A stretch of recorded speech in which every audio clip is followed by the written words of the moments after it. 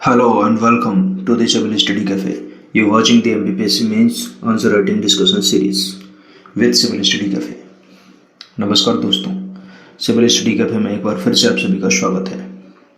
अभी तक हम डिस्कस कर चुके हैं 2018 का पेपर थर्ड हम डिस्कस कर रहे हैं और उसमें हम डिस्कस कर चुके हैं अभी तक 3 मार्क्स के सारे क्वेश्चन सेक्शन ए के और सेक्शन ए के 6 मार्क्स के सारे क्वेश्चंस और साथ ही साथ में हमने डिस्कस कर लिए हैं 15 मार्क्स के क्वेश्चंस जिसमें क्वेश्चन नंबर 1, क्वेश्चन नंबर 2 और साथ में क्वेश्चन नंबर 3। ये हम तीनों क्वेश्चंस डिस्कस कर चुके हैं। अगर आपने इस डिस्कशन को नहीं सुना है तो आप पिछले वीडियोस में जाके आप डिस्कशन सारा का सारा सुन सकते हैं और वहाँ पर आप अपने आंसर्स को अच्छा बना सकते हैं। ओके गाइस, तो आज की इस वीडियो सीरीज़ में हम डिस्कस कर रहे हैं क्वेश्चन नंबर 4।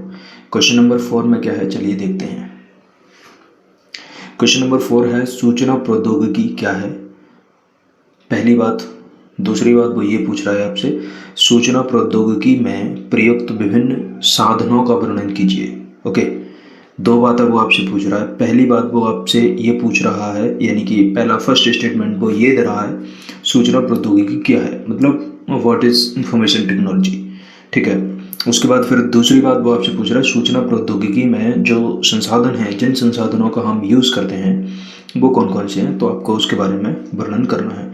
देखिए 15 मार्क्स का क्वेश्चन है और उसमें आपको 300 वर्ड्स लिखने होंगे। अभी का जो 2019 का जो पेपर है मेंस का, उसमें उसके बाद फिर इसकी वर्ड लिमिट जो है वो थोड़ी सी कम कर दी गई है, 11 मार्क्स का कर दिया गया है इसको, और साथ ही साथ में इसको 200 वर्ड्स का बना दिया है। तो इसके बारे में आपको जो हमारी न्यू सीरीज़ आएगी उसमें मैं आपको डिटेल में डिस्कस करके बताऊंगा कि आप 200 वर्ड्स में क्वेश्चंस को किस तरह से डील करेंगे और किस टाइप से आपका आंसर फॉर्मेट होना चाहिए। ओके गाइस, तो चलिए फिर शुरू करते हैं। क्वेश्चन में है सूचना प्रौद्योगिकी क्या है। उसके बाद वो पूछ रहा है सूचना प्रौद्योगिकी में प्रयुक्त विभिन्न संसाधनों का, यानी कि विभिन्न साधनों का वर्णन कीजिए। सबसे पहले तो आपको सूचना प्रौद्योगिकी क्या है ये डिफाइन कर देना है। ठीक है, उसके बाद फिर हम बॉडी पार्ट पर आएंगे। पहले हम देख लेते हैं इंट्रोडक्शन। देखिए इंट्रोडक्शन में मैंने यहाँ पर कुछ एक्सप्लेन किया नहीं है, लेकिन मैं यहाँ पर डिस्कस कर रहा हूँ, वीडियो सीरीज में मैं आपके लिए डिस्कस कर रहा हूँ इन्फॉर्मेशन टेक्नोलॉजी होती क्या है। इन्फॉर्मेशन टेक्नोलॉजी, अगर हम इस वर्ड पर ध्यान दें तो इन्फॉर्मेशन का मतलब जानकारी है ना, किसी भी प्रकार की जानकारी हो सकती है, मैसेजेस के माध्यम से, व्हाट्सएप, फेसबुक, ट्विटर है ना, और भी न जाने कौन कौन से टूल्स जो हैं है ना, किसी भी माध्यम से अगर हमें वो इन्फॉर्मेशन मिल रही है तो हम है ना, और वो किस माध्यम से मिल रही है, वो एक जो टेक्नोलॉजी है उसके माध्यम से है ना, इसलिए इसको कहा गया इन्फॉर्मेशन टेक्नोलॉजी। इसमें होता क्या है, इन्फॉर्मेशन टेक्नोलॉजी में होता क्या है, इन्फॉर्मेशन टेक्नोलॉजी में देखिए आंकड़ों की प्राप्ति की जाती है ना। आंकड़ों की प्राप्ति मतलब जो भी डेटा होता है उसको हम इकट्ठा सेव करके रखते हैं है ना। सबके पास अपना एक डेटा होता है ना, जिसमें इंडिविजुअल्स का भी होता है, साथ में प्राइवेट एंटिटीज़ होती हैं उनका भी हो सकता है, गवर्नमेंट का भी हो सकता है, सबका और सभी का हो सकता है। ठीक है, तो आंकड़ों की प्राप्ति, सूचना का संग्रह। ठीक है, सूचना मतलब इन्फॉर्मेशन को कलेक्ट करना है ना। सुरक्षा, देखिए सुरक्षा भी इससे जुड़ी होती है ना, और ये चेंजेस आते रहते हैं, इन्फॉर्मेशन टेक्नोलॉजी में चेंजेस आते रहते हैं, नई नई चीज़ें अब आपको देखने को मिल रही होंगी। इससे 4 साल पहले, 5 साल पहले आपको वो सारी चीज़ें नहीं देखने को मिलती होंगी है ना। जैसे आज से 4 साल पहले या फिर 3-4 साल पहले व्हाट्सएप का काफ़ी ज़्यादा क्रेज़ था। आज के टाइम पर इंस्टा, टेलीग्राम है ना, ये सारी की सारी चीज़ें, ट्विटर वगैरह, इन सारी चीज़ों का ज़्यादा क्रेज़ हो गया है ना। खैर, तो ये सारी की सारी जो सूचना है, ये सारे के सारे जो टूल्स हैं हम इनको यूज़ करते हैं। ठीक है, इनके माध्यम से हम जानकारी का या फिर आंकड़ों का या फिर जो भी इंफॉर्मेशन है उसका हम आदान प्रदान करते हैं। ठीक है, उसको हम स्टडी करते हैं, उसको डिज़ाइन करते हैं। ये सारे के सारे कार्य जो किए जाते हैं, इन सारे कार्यों का जो निष्पादन है, इन सारे के सारे कार्यों को किया जाता है वो दो माध्यम से, चाहे वो कंप्यूटर हार्डवेयर हो, चाहे वो कंप्यूटर सॉफ्टवेयर हो है ना, इन दोनों का ही हम प्रयोग हम करते हैं, यूज़ करते हैं नॉर्मली है ना। और आपको पता होगा ये सब हो गया है तो मनुष्य के लिए काफ़ी लाभदायक हो गया है, लेकिन इसके अपने एक खतरे हैं, अपनी कुछ चैलेंजेस हैं, वो एक अलग बात है। तो ये सारी की सारी जो प्रोसीजर है, सारी की सारी जो प्रक्रिया है वो क्या है, इसको हम बोलते हैं इंफॉर्मेशन टेक्नोलॉजी, यानी कि सूचना प्रौद्योगिकी। ठीक है, और क्या है, देखिए इसकी वजह से आपको पता होगा सूचना की सुरक्षा का भी महत्व बढ़ा है ना। पहले इंसान को उस टाइप से अलग खतरा रहता था, ठीक है। आज के टाइम पर आप फेसबुक यूज़ करते हैं, व्हाट्सअप, टेलीग्राम, जो भी आप यूज़ करते हैं, आपकी पर्सनल इन्फॉर्मेशन जो है वो लीक ना हो जाए पब्लिकली, है ना, वो एक तरह से इस टाइप से। तो बहुत सारी चीज़ें जो होती हैं आए दिन हमें ये देखने को मिलता है ना, किसी की प्राइवेसी को पब्लिकली कर दिया जाता है ना। और भी ऐसे बहुत सारे खतरा हैं, बहुत सारे खतरे हमें देखने को मिलते हैं, है ना। जो हमारी गवर्नमेंट एजेंसीज हैं, जो सिक्योरिटी एजेंसीज वगैरह हैं, ठीक है, ये सारी की सारी, जैसे इसरो हुआ, और भी बहुत सारी ऐसी एजेंसीज हैं, इनको भी खतरा हमेशा बना रहता है। तो इस टेक्नोलॉजी का विकास तो हुआ है, लेकिन विकास के साथ में इसका खतरा जो है, यानी कि इसकी सुरक्षा को लेकर भी एक मुद्दा बहुत बड़ा है, ठीक है। देखिए सूचना प्रौद्योगिकी क्षेत्र में रोजगार के अवसर भी बढ़े हैं, है ना। विशेष रूप से सूचना सुरक्षा हो, चाहे वो सर्वर स्पेशलिस्ट हो, है ना, सर्वर स्पेशलिस्ट की भी मांग काफ़ी, उनकी डिमांड काफ़ी बड़ी है ना। और आपको पता होगा सूचना प्रौद्योगिकी को अभिव्यक्ति का सशक्त माध्यम भी माना जाता है ना। सूचना प्रौद्योगिकी को अभिव्यक्ति का सशक्त माध्यम क्यों माना जाता है? देखिए आज के टाइम पर हम अपने थॉट्स शेयर कर रहे हैं, हम अपने थॉट्स हम कमेंट करते हैं, ट्विटर पर कमेंट करते हैं, फेसबुक पर कमेंट करते हैं, और भी न जाने कहाँ कहाँ कौन कौन से टूल्स जो हैं वहाँ पर हम कमेंट्स करते हैं या फिर हम अपनी राय देते हैं। तो ये क्या है, ये अभिव्यक्ति है ना, फ्रीडम ऑफ, एक तरह से स्पीच ऑफ एक्सप्रेशन जो होता है ना। और हम अगर आर्टिकल की बात करें इंडियन कॉन्स्टिट्यूशन के आर्टिकल की, तो आर्टिकल 21 का ए जो है ना, उसमें हम इसको ऐड कर लेते हैं। तो इस टाइप से भी इसको एक दूसरे माध्यम से भी इसको हम देख सकते हैं, ठीक है। देखिए ऑनलाइन हो, सरकारी कामकाज हो, है ना, जिसको हम ई प्रशासन भी बोल सकते हैं, है ना, बैंकिंग, एजुकेशन, हेल्थ फैसिलिटीज़, कई सारे क्षेत्रों में इसका यूज़ किया जाता है ना। तो सूचना प्रौद्योगिकी आज की शक्ति और विकास का प्रतीक बनी हुई है ना। तो ये सारी की सारी चीज़ें जो नॉर्मल मैंने आपको बताई हैं, सूचना प्रौद्योगिकी है क्या, यही इसी को हम बोलते हैं information technology. So that's clear I hope, है ना। तो ये तो मैंने आपको इंट्रोडक्शन के बारे में थोड़ा सा बताया। इंट्रोडक्शन आप किस तरह से फ्रेम कर सकते हैं, है ना, सूचना प्रौद्योगिकी के बारे में आप किस टाइप से एक्सप्लेन कर सकते हैं। उसके बाद फिर वो दूसरा पैराग्राफ में वो आपसे पूछ रहा है, यानी कि सेकंड स्टेटमेंट है उसका, सूचना प्रौद्योगिकी में प्रयुक्त विभिन्न साधनों का वर्णन कीजिए, ठीक है।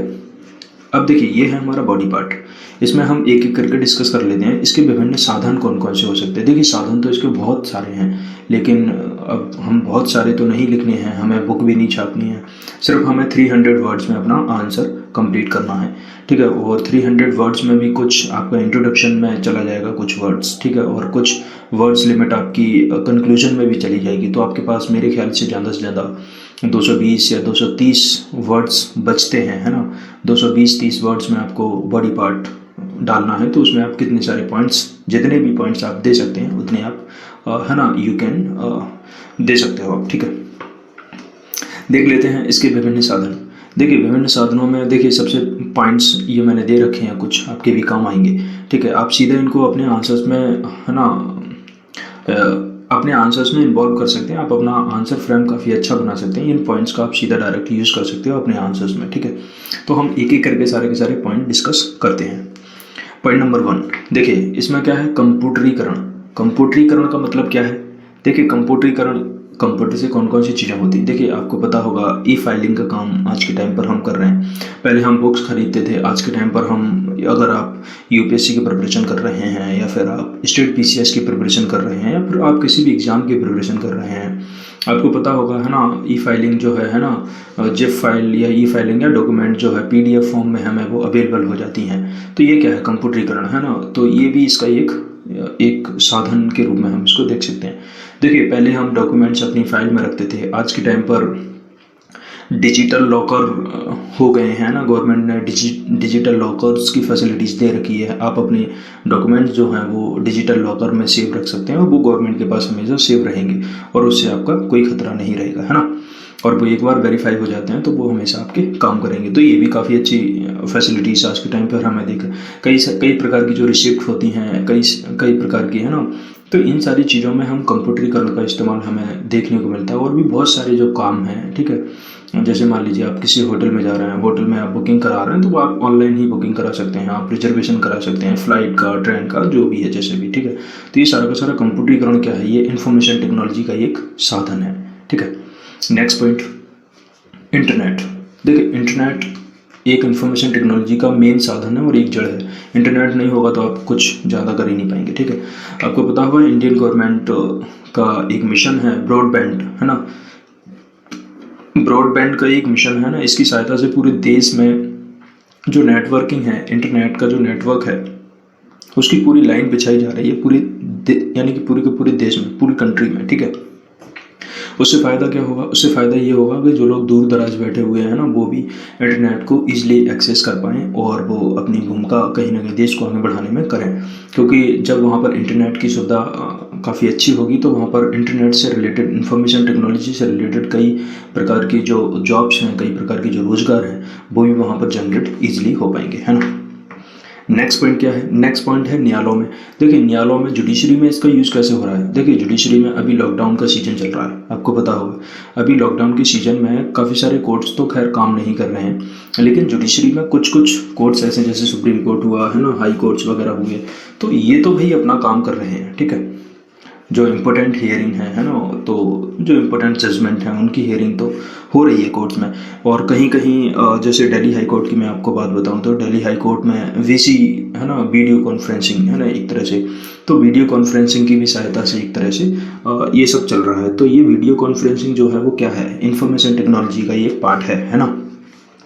यानी कि इंफॉर्मेशन टेक्नोलॉजी की मदद से हम काफ़ी सारे अच्छे काम हम कर सकते हैं। देखिए जैसे आपको पता होगा 3 करोड़ केसेस जो हैं वो पेंडिंग हैं। अब तो 3 करोड़ से भी ज़्यादा केसेस पेंडिंग हो गए होंगे, क्योंकि 3 से 4 महीने जुडिशरी में ठीक से काम नहीं चला है और वीडियो कॉन्फ्रेंसिंग के माध्यम से भी बहुत कम ही काम हो पाया है, ठीक है। तो केसेस की संख्या और भी ज़्यादा हो गई होगी। तो केसेस इतने ज़्यादा हैं, 3 करोड़ से भी ऊपर केसेस हैं। तो हम सीनियर जजेस जो होते हैं ना, जो रिटायर जजेस होते हैं ना, उनकी बेंच बनाकर हम काफ़ी सारे केसेस को सॉर्ट आउट कर सकते हैं वीडियो कॉन्फ्रेंसिंग के माध्यम से। यानी कि इंफॉर्मेशन टेक्नोलॉजी की सहायता से हम काफ़ी सारे केसेस को कम कर सकते हैं। बहुत सारे काम जो हैं, सरकारी काम जो हैं, जो कहीं ना कहीं पेंडिंग में है, उन कामों को भी हम इंफॉर्मेशन टेक्नोलॉजी की सहायता से हम इनको काफ़ी हद तक कम कर सकते हैं ना। तो इसका भी एक अपना एक फ़ायदा है, ठीक है। देखिए आपको पता होगा आज के टाइम पर आप FIR आप इंटरनेट के माध्यम से आप ऑनलाइन FIR फाइल करा सकते हैं, है ना।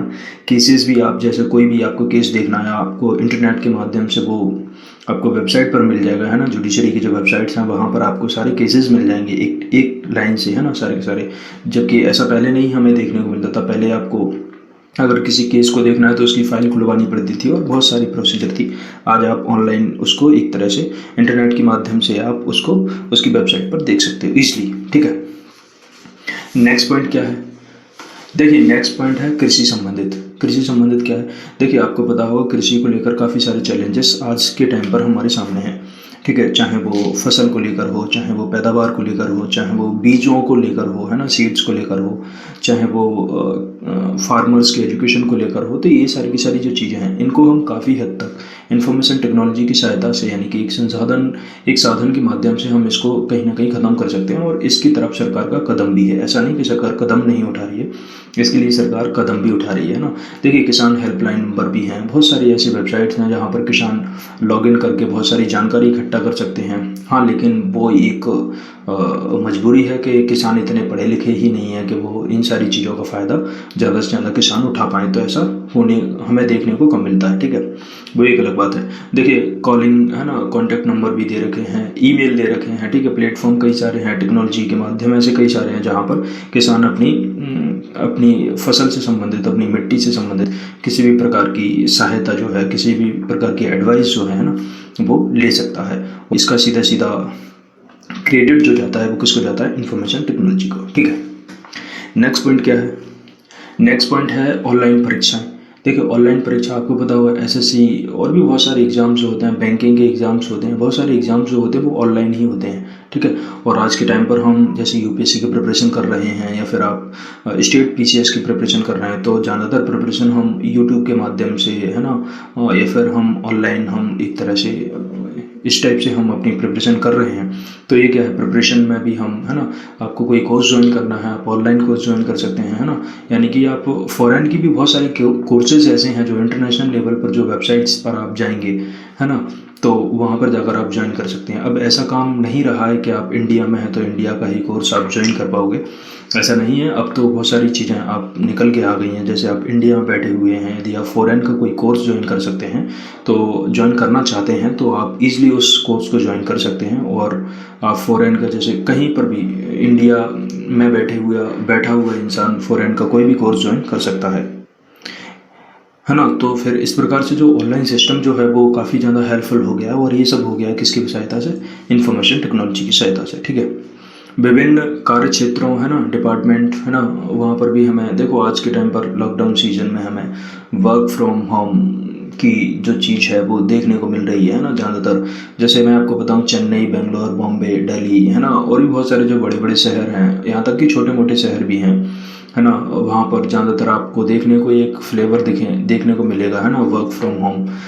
वर्क फ्रॉम होम काफ़ी सारे लोग काम कर रहे हैं। हाँ, लेकिन वो इसमें प्रॉब्लम वही है कि काफ़ी सारे लोगों का काम ऐसा भी है जो ऑनलाइन वो नहीं कर सकते, उनका कंप्यूटर लैपटॉप से कोई लेना देना नहीं होता है ना, तो उनके कामों को हम इसमें नहीं ऐड कर सकते हैं। So it's doesn't matter. लेकिन ज़्यादातर कुछ काम ऐसे हैं जो वर्क फ्रॉम होम लोग काफ़ी ज़्यादा हमें करते हुए देखने को मिल रहे हैं ना। और ये सब हो पा रहा है किसकी सहायता से? इंफॉर्मेशन टेक्नोलॉजी की सहायता से, ठीक है। और भी हैं छोटे मोटे ये कुछ पॉइंट्स हैं, जैसे ई लर्निंग, ये मैंने आपको बता ही दिया। ई लर्निंग है ना, आप इंटरनेट की सहायता से कुछ ही आप सीख सकते हैं, कोई भी कोर्स आप ज्वाइन कर सकते हैं और किसी भी कोर्स से आप डिग्री ले सकते हैं, ठीक है। जैसे मैंने आपको बताया, फॉरेन के कई सारे कोर्सेज ऐसे चल रहे हैं जो आप इंडिया में बैठे बैठे आप उन कोर्सेज को ज्वाइन कर सकते हैं और आपको सर्टिफिकेट भी मिल जाएगा, जिससे आपकी जॉब की जो प्रायोरिटी है वो ज़्यादा बढ़ जाएगी, है ना। कई सारी इंडस्ट्रीज़ हैं है ना, वहाँ पर हम इंफॉर्मेशन टेक्नोलॉजी का यूज़ करते हैं। ई हेल्थ है ना, वहाँ पर हेल्थ फैसिलिटीज़ में भी हम इसका यूज़ करते हैं। रिसर्च डेवलपमेंट है ना, अनुसंधान विकास जो है, ई कॉमर्स में हमें देखने को मिल रहा है, ठीक है ना। ई कॉमर्स में बहुत सारी चीज़ें, इंफॉर्मेशन टेक्नोलॉजी, पूरा ई कॉमर्स ही इंफॉर्मेशन टेक्नोलॉजी पर बेस्ड है, ठीक है। ई गवर्नेंस हमें देखने को मिलता है। ई गवर्नेंस भी आज जो गवर्नेंस का जो काम करने का तरीका है ना, वो काफ़ी ज़्यादा इफेक्टिव हो गया है ई गवर्नेंस की सहायता से, है ना। तो गाइज इस प्रकार से मैंने कुछ पॉइंट्स आपको बताए, छोटे मोटे पॉइंट्स, काफ़ी हेल्पफुल आपको रहेंगे ये। और जब भी फ्यूचर में इंफॉर्मेशन टेक्नोलॉजी से रिलेटेड क्वेश्चन आता है तो आप इन पॉइंट्स को सीधा सीधा यूज़ कर सकते हैं उनमें, ठीक है। उसके बाद तो ये तो था हमारा बॉडी पार्ट, ठीक है। इंट्रोडक्शन के बारे में मैंने आपको बताया, बॉडी पार्ट के बारे में मैंने आपको बता दिया, ठीक है। कंक्लूजन क्या हो सकता है? कंक्लूजन देखिए, क्वेश्चन में क्या पूछ रहा है वो? क्वेश्चन में वो पूछ रहा है आपसे, सूचना प्रौद्योगिकी क्या है? सूचना प्रौद्योगिकी में प्रयुक्त विभिन्न साधनों का वर्णन कीजिए। इतना सा पूछ रहा है, यानी कि कंक्लूजन आपको बैलेंस अप्रोच फॉलो करके देना है। यानी कि जैसे थोड़ी सी परेशानियां भी हैं इंफॉर्मेशन टेक्नोलॉजी को लेकर, है ना, इसकी सुरक्षा को लेकर काफ़ी वाद विवाद होता रहता है, कई प्रकार के सवालियात खड़े होने लग जाते हैं, टाइम टाइम पर हमें सवाल देखने को मिलते हैं, काफ़ी ज़्यादा आर्गूमेंटल स्टेटमेंट्स हमें देखने को मिलती हैं, है ना। तो इसकी तरफ भी हमें थोड़ा सा साइबर सिक्योरिटी हमें थोड़ा सा टाइट करने की ज़रूरत है ना। और साथ ही साथ में जो इन्फॉर्मेशन टेक्नोलॉजी है इसके बारे में हमें और ज़्यादा लोगों तक इसको फैलाने की हमें ज़रूरत है, क्योंकि आपको पता होगा ग्रामीण क्षेत्र में हम इसको अभी ठीक से नहीं फैला पाए हैं। सिटी में तो ये काफ़ी ज़्यादा हो गया है, लेकिन जो रूरल एरिया है वहाँ पर हम इसको अभी ले जा नहीं पाए हैं। तो ज़रूरत है ना इसके लिए कदम और तेज़ी से उठाए जाने की, है ना। तो इस प्रकार से आप बैलेंस अप्रोच फॉलो करके एक अच्छा सा आंसर फ्रेम कर सकते हैं, है ना। तो ये कंक्लूजन में आप इसमें ऐड कर सकते हैं। ओके गाइस, तो आज की इस वीडियो लेक्चर में मैंने क्वेश्चन नंबर 4 कंप्लीट कर लिया है। नेक्स्ट वीडियोस में हम सेक्शन बी पर आएंगे। सेक्शन बी में हम 3 मार्क्स के क्वेश्चन डिस्कस करेंगे, उसके बाद फिर 6 मार्क्स के, और उसके बाद फिर हम 15 मार्क्स के सारे क्वेश्चंस डिस्कस करेंगे। इस प्रकार से हमारा पेपर 3 पूरा कंप्लीट हो जाएगा, यानी कि फुली हम कंप्लीट कर लेंगे उसको। उसके बाद फिर हम 4th पेपर पर आएंगे, एथिक्स वाला, है ना, और उसके क्वेश्चंस को हम डिस्कस करेंगे। इसी प्रकार से हम फिर 17, फिर 16, फिर 15, है ना, इस टाइप से हम सारे के सारे क्वेश्चंस एक एक करके डिस्कस करेंगे। ये क्वेश्चन सीरीज जो चल रही है आपकी, ये सारा का सारा आपके लिए आंसर राइटिंग का एक मजबूत स्तंभ खड़ा करता है। और अगर आप यहाँ प्लेटफॉर्म से आप अपने आंसर्स को काफ़ी स्ट्रॉन्ग कर लेते हैं, आप आंसर राइटिंग काफ़ी अच्छी कर लेते हैं, तो यकीन मानिए आपका मेंस क्वालिफाई होने से कोई नहीं रोक पाएगा। यानी कि आपका मेंस क्वालिफाई होने के चांसेस ज़्यादा से ज़्यादा हो जाएंगे। ओके गाइस, तो आई होप आपको वीडियोस पसंद आ रहे होंगे। अगर आपको वीडियोस पसंद आ रहे हैं तो आप इनको लाइक कीजिए, शेयर कीजिए, सब्सक्राइब कीजिए, और हमारे चैनल को और ज़्यादा से ज़्यादा लोगों को चैनल के बारे में बताइए, और हमारी फैमिली को और ज़्यादा ग्रो कीजिए। Okay guys, so thanks for watching this video. जय हिंद।